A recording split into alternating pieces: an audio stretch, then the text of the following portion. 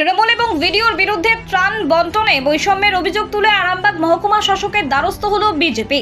ত্রাণ বন্টনে সমান গুরুত্ব না দেওয়া হলে আন্দোলনে নামার কড়া হুঁশিয়ারি দিয়েছে তারা।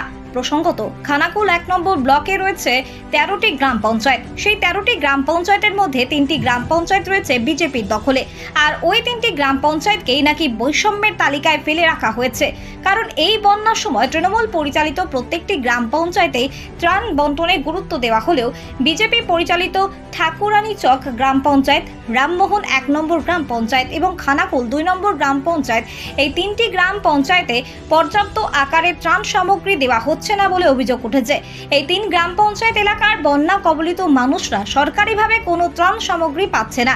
তাই ঠাকুরানী চক গ্রাম পঞ্চায়েত, রামমোহন 1 নম্বর গ্রাম পঞ্চায়েত এবং খানাকুল 2 নম্বর গ্রাম পঞ্চায়েত, এই 3 গ্রাম পঞ্চায়েতের প্রধান সহ অন্যান্য সদস্যদের নিয়ে আজ মহকুমা শাসকের দ্বারস্থ হয়েছিলেন পরশুরার বিধায়ক তথা আরামবাগ সাংগঠনিক জেলা বিজেপির সভাপতি বিমান ঘোষ।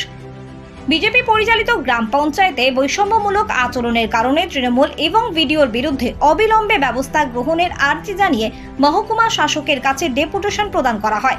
একই সাথে বন্যা কবলিত এলাকায় যাতে বিজেপি পরিচালিত গ্রাম পঞ্চায়েতগুলিও সরকারিভাবে সমান অধিকার পায় সেই দাবিও জানানো হয়েছে। দেখুন, খানাকুল 1 নম্বর ব্লকের যিনি পঞ্চায়েত সমিতির সভাপতি আছেন, সহসভাপতি আছেন এবং তৃণমূল কংগ্রেসের হারমাদরা বিডিওর ওপর চাপ সৃষ্টি করে এবং বিডিও ওদের সঙ্গে মিশে গিয়ে যেইভাবে এত একটা দুঃসময়, কঠিন পরিস্থিতি, বন্যার সময় বন্যা দুর্গতদের ত্রাণ টার্পোলিন দেওয়ার কথা, সেই সব না করে পক্ষপাতিত্ব করছেন। আমাদের 3টে পঞ্চায়েতের ওখানে প্রধান আছে, এখানে উপস্থিত আছে। আমাদের রামকৃষ্ণ আছে ঠাকুরানী চকের প্রধান, পূজা আছে রামমোহন 1-এর প্রধান, মানে সরস্বতী আছে খানাকুল 2-এর প্রধান, বাকি পঞ্চায়েত সমিতির সদস্য আছে এখানে সবাই মিলে গতকাল বিডিও থেকে আমাদের পঞ্চায়েত, যে পঞ্চায়েতগুলো আমরা জিতে আছি, প্রধান আছে, সেখানে টার্পোলিন দেওয়ার কথা ছিল। বিডিও টার্পোলিন দেবে বলেও যখন টার্পোলিনের কাছে যায় তখন তৃণমূল কংগ্রেসের বেশ কিছু হারমাত পঞ্চায়েত সমিতির সভাপতি, সহসভাপতির নেতৃত্বে গিয়ে সেগুলো ঘিরে মাল দেওয়া আটকে দেয়। তার ফলে নিশ্চয়ই পক্ষপাতিত্ব করছে, নইলে আমরা কেন এখানে আসবো কেন? তো তারই প্রতিবাদে আজকে আমরা আমাদের আরামবাগ মহকুমা শাসক যিনি আছেন ওনার কাছে এসেছি। এসে ডেপুটেশন আকারে দিয়ে গেলাম।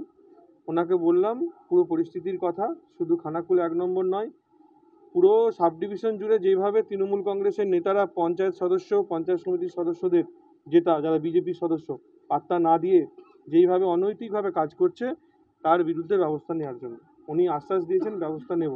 এরপরও যদি কোনোভাবে ব্যবস্থা না হয় আমরা রাজনৈতিকগতভাবে আন্দোলনে নামব এবং আইনগতভাবে যেখানে যেখানে যা করার ডিএম থেকে শুরু করে যতদূর যাওয়া সম্ভব আমরা এই বিষয় নিয়ে জানাবো। কারণ এই সমস্ত ত্রাণের মাল সাধারণ মানুষের জন্য, পক্ষপাতিত্ব করার জন্য নয়, যাদের ক্ষতি তাদের জন্য। এটা তৃণমূল কংগ্রেসের বাপত্তি সম্পত্তি নয়, এটা সরকারি মাল, সবার পাবার অধিকার আছে যারা ক্ষতিগ্রস্ত। এই বিষয় নিয়ে আজকে আমরা এখানে এসেছি। আপনার স্নেহের সন্তানের শিক্ষা নিয়ে কি আপনি চিন্তিত রয়েছেন? কোন স্কুলে ভর্তি করাবেন তাকে তা ঠিক করতে পারছেন না? তাহলে আর দেরি কেন? আজই আসুন সারদা বিদ্যাপীঠে। আইসিএসসি, আইএসসি সিলেবাস অনুসারে আন্তর্জাতিক মানের সম্পূর্ণ ইংলিশ মিডিয়াম স্কুল হলো Sarada Vidyapith. Smart class, play zone, play house, পর্যাপ্ত কম্পিউটার, পরিশ্রুত পানীয় জল, সিসি ক্যামেরা, সুবিশাল campus, library, convent educated teaching staff ছাড়াও একাধিক সুযোগ সুবিধা রয়েছে সারদা বিদ্যাপীঠে। প্লে গ্রুপ থেকে দ্বাদশ শ্রেণী পর্যন্ত পাঠ্যক্রম রয়েছে এই প্রতিষ্ঠানে। ঠিকানা বসন্তপুর, আরামবাগ, হুগলি। বিস্তারিত জানতে যোগাযোগ করুন 7063851550 অথবা যোগাযোগ করুন 6295202439 এই নম্বরে।